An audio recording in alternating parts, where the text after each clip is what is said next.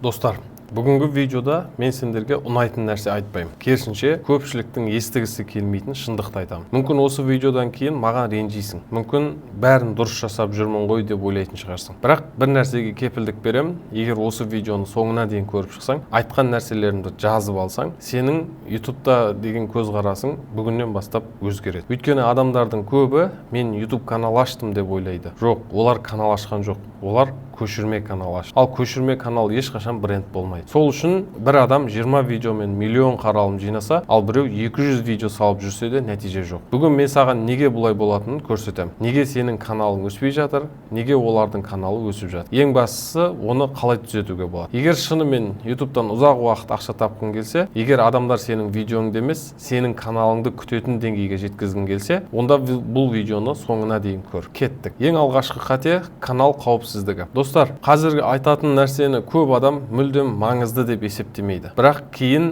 дәл осы қателік үшін бірнеше жылдық еңбегінен айырылып жатады. Мен канал қауіпсіздігі туралы айтып тұрмын. Көп адамның жүйесі қандай? Бір Gmail ашады, сосын сол Gmail'ге бір канал ашады. Артынша тағы бір канал, тағы бір канал, тағы бір канал. Өйткені не айырмашылығы бар, бәрібір өзімдікі ғой деп ойлайды. Бірақ дәл осы жерде үлкен проблема жатыр. Мен әрқашан бір нәрсені айтамын, бір Gmail, бір ғана YouTube канал. Осы ережені ешқашан бұзба. Жаңа канал ашқың келе ма? Жаңа Gmail аш. Жаңа Google профилін жаса. Жаңа AdSense қолдан. Басында қиындау көрінеді, бірақ ертең өзің рахмет айтасың. Тағы бір маңызды нәрсе, каналдың негізгі поштасын күнделікті қолданба. Ол сенің сейфіңдегі тұрған кілт сияқты болуы керек. Оған басқа Gmail'ды менеджер ретінде қос, ал күнделікті жұмысты сол менеджер аккаунтпен жүргіз. Неге? Өйткені ертең бір каналда мәселе шықса, ал егер бәрі бір Gmail'да тұрса, бір ғана канал емес, қалғандарының бәрі де қауіпке түседі. Көз алдыңа елестетші, бір каналың миллион қаралым жинап, екіншісін жаңадан бастап жатырсың. Сол жаңадан канал ашқан каналыңда проблема болды. Соңында не болады? Бірнеше жылдық еңбегінен айырылып қалуың мүмкін. Сондықтан дәл бүгіннен бастап осы ережені ұста. Бұл жай ғана кеңес емес, бұл өз тәжірибемнен шыққан сабақ. Мен сендердің дәл осы қатені қайталағандарыңды қаламаймын. Енді ең үлкен мәселеге келейік. Күнде көретін бір көрініс бар. Біреу YouTube'да тағы бір каналды көреді, миллион қаралым, жүздеген мың подписчик, айына мыңдаған доллар табады. Сосын не ойлайды? Осыны мен де жасаймын. Бітті. Бәрі ойы осы. Сосын не істейді? Видеоны көшіріп алады, мәтінін алады, ChatGPT-ға салады. Осыны басқаша жазып бер, дауысын жасанды интеллект оқиды. Дәл сондай монтаж, дәл сондай музыка, дәл сондай тақырып және дәл сондай обложка. Тіпті видео ұзақтығына шейін бірдей қылады. Бір аптадан кейін келеді, аға бәрін жасадым, бірақ қаралмай жатыр. Сонда мен оған бір ғана сұрақ қоямын. Неге адамдар сені көруі керек? Ойланып көр, егер дәл сондай видео ана каналда да бар болса, неге көрермен сені таңдайды? Неге? Өйткені сен жаңа ештеңе берген жоқсың. Сен тек бұрын бар болған нәрсені қайталап шығардың. YouTube'да екінші көшірменің керегі жоқ, көрерменге де керегі жоқ. YouTube жаңа нәрсені жақсы көреді. Көп адам YouTube алгоритмі жаңа каналдарды көтермейді деп ойлайды. Жоқ, YouTube жаңа идеяны көтереді. Егер сен адамдар бұрын көрмеген нәрсені көрсетсең, алгоритм сені тоқтатпайды, керісінше көмектеседі. Мысалы, бір кездерде ұйқыға арналған бір тыңдайтын музыкасы бар каналдар танымал болып кетті ғой. Барлығы сол нишаны жасап кетті. Бірақ көпшілігі не істеді? Дәл сондай қылып көшірді. Нәтиже қаралым жоқ. Ал ақылды адамдар не істеді? Ұйқы видеосын басқа тақырыппен біріктірді. Біреуі ғарышпен біріктірді, ғарыштағы саяхат сияқты ұйықтайтын видеолар жасады. Біреулер табиғатпен қосты, біреулер зауыттағы дыбыстармен қосты, біреуі пойыздың ішіндегі атмосфераны жасады. Тақырып бір, бірақ жеткізу әдісі басқа. Міне осы жерде бренд пайда болады. Сен көшіруді емес, өндіруді үйренуің керек. Мен сендерге әрқашан бір нәрсе айтамын, көшірме. Бірақ дәл сол күйінде емес. Талда, түрлендір, өзіңнен бірдеңені қос. Мысалы, сен бір жақсы канал көрдің. Бірінші сұрақ, бұл тек ағылшын тілінде ма? Екінші сұрақ, орысша бар ма? Қазақша бар ма? Түркше бар ма? Испанша бар ма? Французша ше? Әлемде жүздеген миллион адам басқа тілде YouTube көреді. Бірақ көпшілігіміз тек ағылшын каналдарды көшіріп жүреміз. Неге? Неге басқа нарықты зерттемейміз? Мүмкін сол идея қазақ тілінде мүлдем жоқ шығар. Мүмкін түрік тілінде жоқ шығар. Мүмкін араб тілінде жоқ шығар. Міне, мүмкіндік деген осы. Бренд қалай ойлайды? Бренд канал ешқашан мынаны көшірейін деп ойламайды. Ол былай ойлайды. Мына идеяны қалай жақсартамын? Айырмашылығы өте үлкен. Көшірме канал сұрайды, қалай дәл осындай жасаймын. Ал бренд канал сұрайды, қалай бұдан да жақсы жасаймын. Міне, жеңетін адамдар осылай ойлайды. Сол үшін сен әр видеодан кейін өзіңнен сұра. мен не қостым, көрермен менің видеомды көргеннен кейін қандай жаңа нәрсе алды, неге ол келесі жолы тағы да менің каналымда келеді. Егер осы 3 сұраққа жауап бере алсаң, енді сен көшірме канал емессің, сен бренд құрып жатырсың. Ең үлкен айырмашылық, достар, мына сөйлемді жақсылап есте сақтаңдар. Көшірме канал қаралым іздейді, бренд канал аудитория жинайды. Бұл екеуі екі түрлі нәрсе. Қаралым бүгін бар, ертең жоқ, ал аудитория жылдар бойы сенімен бірге болады. Сол үшін сенің мақсатың бір видеоны жандыру емес, мақсатың адамдардың сенің әрбір жаңа видеоңды күтетін деңгейге жеткізу. Сол кезде ғана YouTube'та тұрақты өсесің. Достар, қазір мен айтатын нәрсені көп адам жасайды. Тіпті сен де жасап жүрген шығарсың. Жаңа Gmail аштың, YouTube канал аштың, логотип қойдың, баннер қойдың, каналдың About бөлімін толтырып қойдың, жарты сағат өтті, бірінші видеоны жүктеп жібердің. Болды. Сосын күтіп отырсың. Қашан қаралады екен? Алгоритм қашан көтереді екен? Бірақ өзіңе бір сұрақ қойып көрші, YouTube саған не үшін сенуі керек? Сен бүгін ғана канал аштың. Сен туралы ешқандай ақпарат жоқ,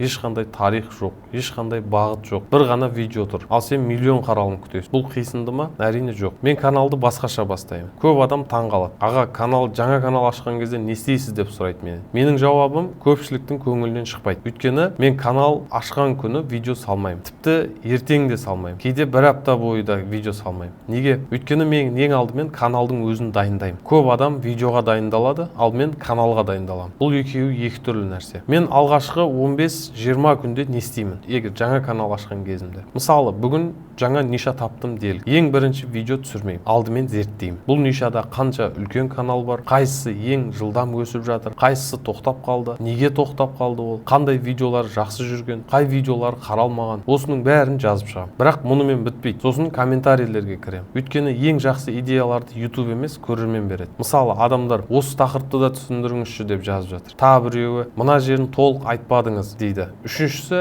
келесі видеода да осыны көрсетсеңіз деп айтады. Көрдің бе? Маған енді видео идеясын іздеудің қажеті жоқ. Көрерменнің өзі айтып тұр. Көпшілік жіберетін үлкен қателік, қазір бәріміз жасанды интеллектті қолданамыз. ChatGPT қолданамыз, Cloud қолданамыз, Gemini қолданамыз. Бірақ адамдардың көбі жасанды интеллектті дұрыс қолданбайды. Олар жасанды интеллектті дайын сценарий сұрайды, дайын тақырып сұрайды, дайын идея сұрайды. Жоқ, жасанды интеллект ойланудың орнына келмеу керек. Жасанды интеллект сенің көмекшің болу керек. Идеяны сен табасың, стратегияны сен жасайсың, ал тек жасанды интеллект жұмысыңды жылдамдатады. Ал егер барлығын жасанды интеллектке тапсыра салсаң, сен емес, жасанды интеллект сияқты мыңдаған каналдың біріне айналасың. Алғашқы 10 видео дайын болуы керек. Мына жерді міндетті түрде жазып ал. Мен ешқашан бірінші видеоны ғана жоспарламаймын. Мен алғашқы 10 видеоны жоспарлаймын. Неге? Өйткені каналдың бағыты болуы керек. Көрермен бірінші видеоны көрген соң, келесі видео қашан шығады деп күтетін болуы керек. Ал егер бүгін ақша туралы, ертең жасанды интеллект туралы, арғы күні криптовалюта, келесі күні футбол, одан кейін психология, сен кімсің өзі? Көрермен сені түсінбейді. YouTube-та түсінбейді. Сол үшін алғашқы 10 видео бір-бірімен байланысып тұру керек. Бірінші видео қызықтырады, екінші видео сенімді күшейтеді, үшінші видео құндылық береді, төртінші видео адамдарды қайтарады. Осылай каналдың өз тарихы қалыптасады. Каналдың мінезі болуы керек. Мен әрдайым бір нәрсе айтамын, каналдың да мінезі болады. Иә, адам сияқты. Кейбір каналды ашсаң, бірден танисың. Обложкасын көріп танисың, тақырыбын көріп танисың, монтажынан танисың, даусынан танисың, түс палитрасынан танисың. Міне, бұл бренд. Ал кейбір каналды ашсаң, бүгін бір стиль, ертең басқа бір стиль, бүгін басқа бір қарып, ертең басқа бір қарыпты қолданады. Бүгін бір дауысты қолданса, ертең басқа бір дауысты қолданады. Осындай каналға сенер ме едің? Жоқ. Себебі оның өзінің бет бейнесі жоқ. Сондықтан каналдың тек логотипі емес, өз мінезі болуы керек, өз стилі болуы керек, өз тілі болуы керек. Сонда ғана адамдар, мысалға, мына видео Мәке блогтікі екен деп авторын көрмей-ақ танитын деңгейге жетесің. Достар, қазір мен сендерге бір сөйлем айтамын. Егер осы видеодан бір ғана нәрсені есте сақтайтын болсаң, осыны есте сақта. YouTube-та алгоритм деген жоқ. Иә. Қазір біреулер қалай жоқ деп отырған шығар, тыңдап ал. Менің айтқым келгені, алгоритмнің артында адам тұр. Алгоритмнің басты мақсаты не? Саған көмектесу ме? Жоқ. YouTube-та ақша табу ма? Жоқ. Алгоритмнің жалғыз мақсаты адамды экран алдында мүмкіндігінше ұзақ ұстау. Болды. Одан басқа мақсаты жоқ. Сондықтан YouTube сенің видеоңды көтермейді, немесе түсірмейді. Мұны адамдар шешеді. Егер адамдар сенің видеоңды қызығып көрсе,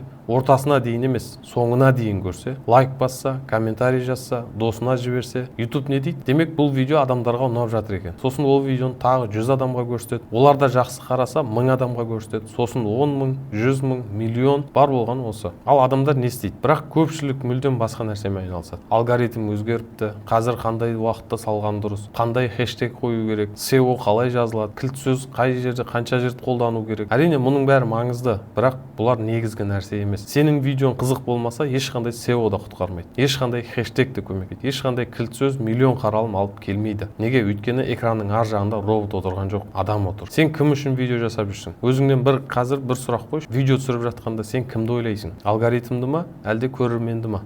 Көп адамның қатесі осы. Олар видеоны адамдар үшін емес, алгоритм үшін де жасайды. Мысалы, хукты адамдар қызықсын деп емес, алгоритмге ұнасын деп жасайды. Тақырыпты адамдар бассын деп емес, SEO үшін жазады. Обложканы адамдар таң қалсын деп емес, басқа бір каналдың көшіріп қоя салады. Бірақ мұның бәрін адамдар бірден байқайды. Өйткені адамдар өте ақылды. Олар қай видеода жан барын, қай видеода жай ғана ақша табу мақсатында тұрғанын сезеді. Жанды видео мен жансыз видеоны адамдар бірден ажыратады. Я, өзің де байқап көресің. Кейбір видеоны қосасыз, 30 секунд өтті, Неге? Өйткені автордың өзі қызықпайды. Дауысынан білінеді, мәтіннен білінеді, монтажынан білінеді. Ал кейбір видеоны қосасың, 20 минут қалай өткенін де білмей қаласың. Неге? Өйткені автор өзі айтып жатқан дүниеге сенеді. Энергиясы бар, эмоциясы бар, өз тәжірибесі бар. Сол үшін адамдар соңына дейін қарайды. YouTube сенің видеоңды емес, көрерменнің реакциясын оқиды. Көп адам былай ойлайды. YouTube видеоны қарап бағалайды. Жоқ, YouTube видеоны емес, көрерменнің реакциясын оқиды. Егер көрермен алғашқы 30 секундта шығып кетсе, YouTube бұл видео қызық емес екен деп ойлайды. Ал егер адамдар соңына дейін қараса, қайта келсе,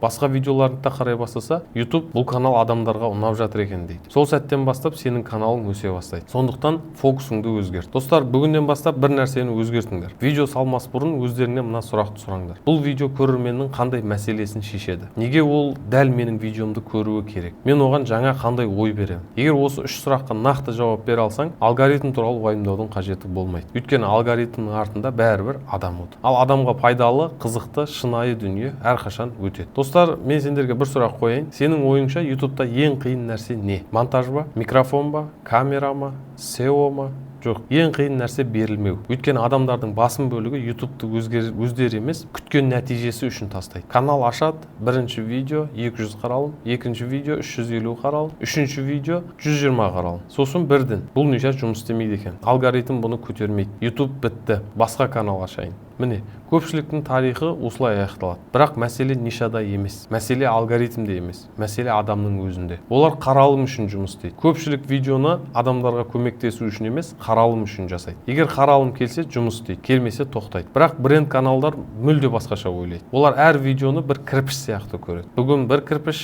ертең тағы бір кірпіш, бір жылдан кейін үлкен үй пайда болады. YouTube'да да дәл солай. Әр видео сенің брендіңнің бір бөлшегі. Бір видео өміріңді өзгертпеуі мүмкін, бірақ бір видео бәрін бастауы мүмкін. Мынаны жақсылап есте сақтап ал. Сенің бүгін салған видеоң миллион қаралым жинамауы мүмкін. Бірақ сол видеоның арқасында ертең бір адам саған жазылады. Келесі видеоңды көреді, досына жібереді, 5-ші видеоңды күтеді. Ал бір жылдан кейін сол адамның арқасында сенің аудиторияң өседі. Сондықтан еш бір видеомен нәтиже күтпе. YouTube'да жеңіс бір видеодан келмейді. Жүздеген дұрыс шешімнің нәтижесінде келеді. Мен де дәл сен сияқты бастадым. Кейбір адамдар маған сізге оңай ғой деп жазады. Жоқ, маған да оңай болған жоқ. Мен де алғашқы видеомды салғанда ешкім танымайтын. Мен де қаралымға қарап көңілім түскен күндері бастан өткіздім. Мен де қателестім. Қате обложка жасадым. Қате тақырып жаздым, қате сценарий жаздым. Бірақ мен бір нәрсені жасамадым, мен тоқтамадым. Міне айырмашылық осы. YouTube'да жеңетін адамның ойлау жүйесі. Жеңетін адам күн сайын өзінен сұрайды. Бүгін мен кешегіден жақсырақ болдым ба? Ол басқа каналмен жарыспайды, ол өзімен жарысады. Кеше жасаған обложкадан бүгін жақсырақ обложка жасайды. Кеше жазған сценарийден бүгін жақсырақ сценарий жазады. Кеше түсірген видеодан бүгін жақсырақ видео түсіреді. Осылай бір жылдан кейін адамдар қалай тез өсіп кетті деп таңғалады. Ал шын мәнінде ол күн сайын 1%-ға ғана жақсарған. Қорытындылайық, достар, егер осы видеодан бір нәрсе есте қалу керек болса, осыны есте сақтауыңдар. YouTube'да канал емес, бренд құрыңдар. Көшірме каналдың ғұмыры қысқа. Бүгін қаралады, ертең ұмытылады. Ал бренд жылдар бойы өмір сүреді. Сол үшін бүгіннен бастап бір Gmail, бір канал. Ешкімді дәлме-дәл көшірме. Идеяны түрлендір. Каналға асықпай дайындал. Алгоритмге емес, адамға жұмыс істе. Бір стилің болсын. Әр видеода өзіңнен бір нәрсе қалдыр. Сонда уақыт өте келе адамдар жаңа видео шықты ма екен деп сенің каналыңды өздері іздейтін болады. Егер осы видео пайдалы болса, бір лайк басып кет. Бұл видеоны YouTube'пен айналысып жүрген досыңа міндетті түрде жібер. Ал комментарийға бір ғана сөз жаз: бренд. Егер YouTube'да шынымен үлкен нәтиже шығарғың келсе, онда дәл қазір осы каналға жазылып қой. Өйткені бұл жерде біз жай ғана видео түсіруде емес, үлкен YouTube'дағы брендті құруды үйренеміз. Келесі видеода кездескенше, Мәке блог YouTube'да дамудың жолын көрсететін арна.